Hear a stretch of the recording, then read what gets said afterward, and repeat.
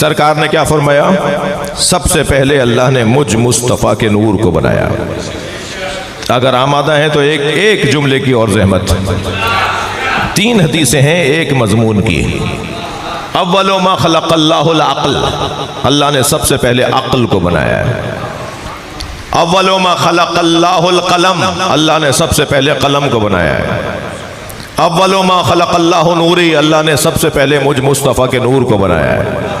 ہاتھ جوڑ کر کہوں یا رسول اللہ، آپ کا نور پہلے بنا، قلم پہلے بنا یا عقل پہلے بنی؟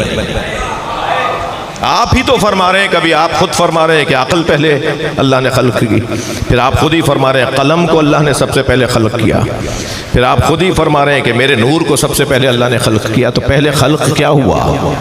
تو جواب یہ آئے گا یہ 3 علیحدہ چیزیں کب ہیں؟ جو عقل ہے وہی قلم ہے، جو قلم ہے وہی نور مصطفیٰ ہے۔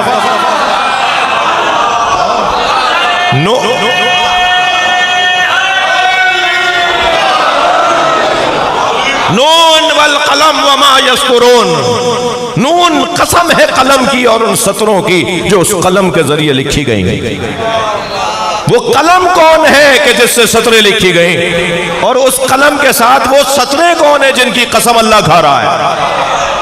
اللہ کے قلم کو محمد کہتے ہیں، اللہ کے قلم کو محمد کہتے ہیں، اور قلم سے لکھی گئی سطروں کو اہل بیت کہتے ہیں۔